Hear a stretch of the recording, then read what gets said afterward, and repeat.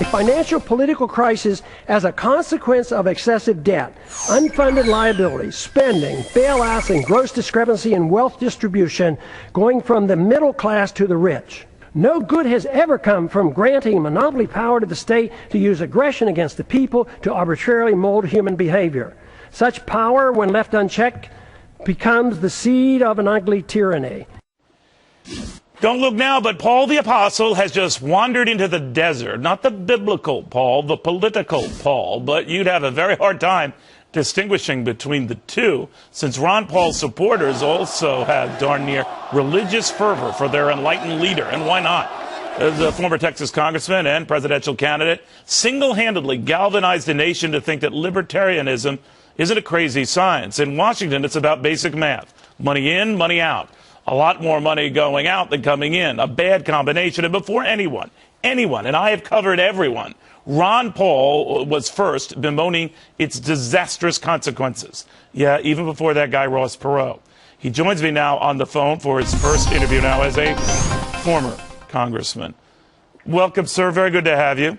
Thank you, Neil. Nice to be with you again. At the risk of sounding smarmy and disingenuous, Congressman, I think you are among the smartest, sharpest, and most prescient public officials I have ever had the honor of speaking to.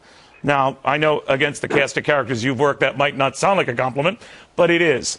And I wonder, with a voice like yours gone, who watches the till? Who watches all the money going out of Washington?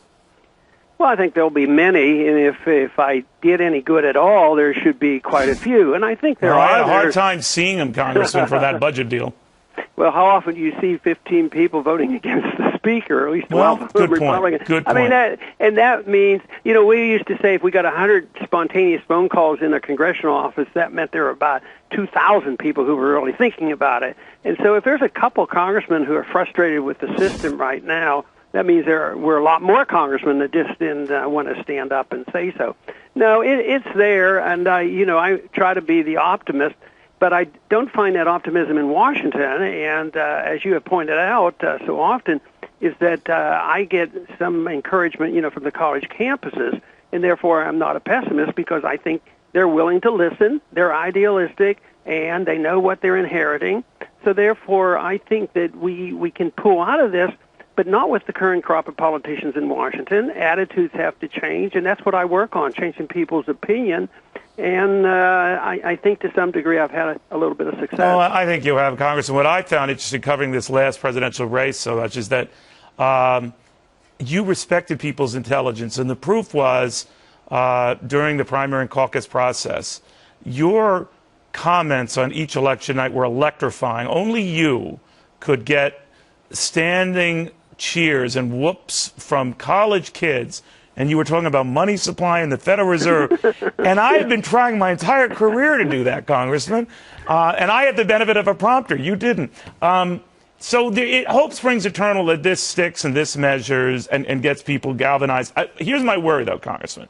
I look at these public opinion polls where people say, leave the spending alone, zap the rich, leave my Medicare alone, leave my Medicaid alone, leave my Social Security alone. Others saying, leave defense alone, just tax the rich. And I'm beginning to wonder whether we've gone from a country where supposedly the era of big government was over to maybe the era of big government is back. Well, it never left, I don't think. I mean, there was talk of it. But, I think the attack on the rich, and people have pointed out quite frequently, that if you tax the rich, and took all their money, it only finances government for a very short period of time. Right. So in my farewell speech, I made this point that so many who advocate, taxing the rich, it's sort of envy. Envy is driven by destroying the people who are successful, not really helping the people. It doesn't help obviously the people you take the money from, but it doesn't help the people who's taking it. I mean, does it create a more vibrant economy? Does it increase our economic activity? No, but too often people are driven by envy, and they just can't stand the success of people making money. But that's what happens in the free market, and it's a measurement of success. Don't you think we've given that up? I wish you had more time, but that the free market itself is what's being sacrificed here?